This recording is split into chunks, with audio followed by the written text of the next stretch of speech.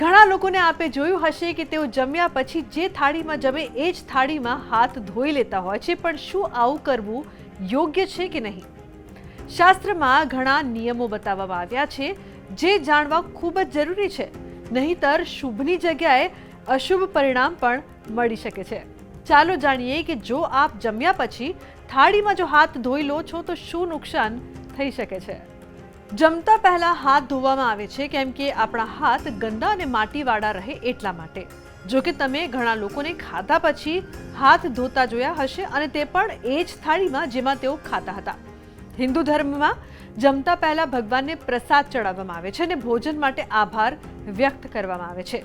જો કે ખાધા પછી તે જ થાળીમાં હાથ ધોવાથી તે થાળીનું અપમાન માનવામાં આવે છે। વાસ્તુશાસ્ત્ર પ્રમાણે ખાવાની થાળીમાં હાથ ધોવાથી તમારા જીવનમાં નકારાત્મક ઉર્જા આવે છે, જેના કારણે સતત આર્થિક મુશ્કેલીનો સામનો કરવો પડે છે અને તમારા પૈસા એવી વસ્તુઓ પર ખર્ચ થાય છે જે તમારે ન કરવા જોઈએ। તેથી તમારે ખોરાક સંબંધિત કેટલાક વાસ્તુશાસ્ત્રના નિયમો જાણવા જોઈએ। માતા અન્નપૂર્ણા ગુસ્સે થાય છે। થાળીમાં હાથ ધોવાથી તેમાં રહેલ ભોજનનો અનાદર થાય છે।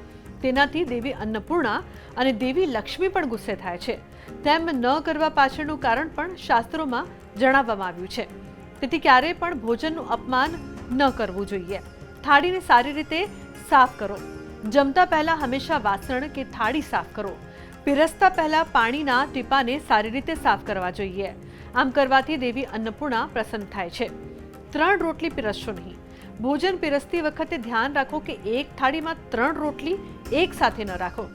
વાસ્તુશાસ્ત્રના નિયમો અનુસાર આવું કરવું યોગ્ય નથી। જો તમે ભાત પીરસતા હો તો ભાતની ઉપર રોટલી મૂકો। પલંગ પર બેસો નહીં। તમે જે જગ્યાએ ખાઓ છો તે જગ્યા મહત્વપૂર્ણ છે, તેથી ખોરાક સાથે પલંગ પર ન બેસો તેનું ધ્યાન રાખો। વાસ્તુશાસ્ત્ર અનુસાર આપણે જ્યાં સૂઈએ છીએ ત્યાં ન ખાવું જોઈએ।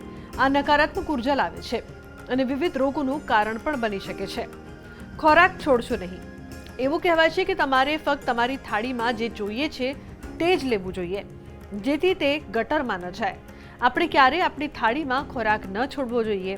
જો ખોરાક બચેલો હોય તો તેને ફેંકી દો, નહીં તો તેના બદલે તેને પ્રાણીઓ અને પક્ષીઓ માટે રાખો।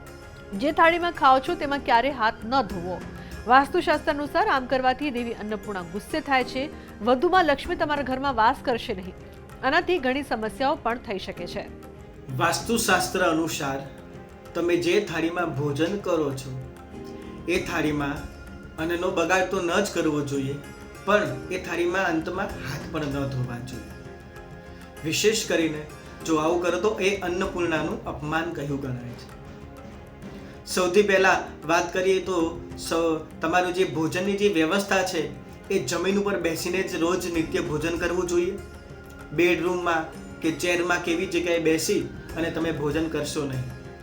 જમીન ઉપર બેસીને જ્યારે ભોજન તમારી થાળીમાં પીરસાય ત્યારે સૌપ્રથમ ધન્યવાદ અન્નપૂર્ણામાં ધન્યવાદ કરી અને તમે પ્રાર્થના કરી અને ભોજનનો પ્રારંભ કરો તો એ જે ભોજન છે એ તમારી માટે અમૃત સમાન બની જશે।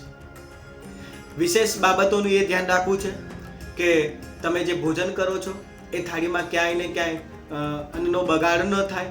કદાચ જો અન્ન વધે તો એને અલગ પાત્રમાં રાખી પ્રાણીઓ પક્ષીઓ માટે તમારે એ અન્નનો ઉપયોગ કરવા જોઈએ।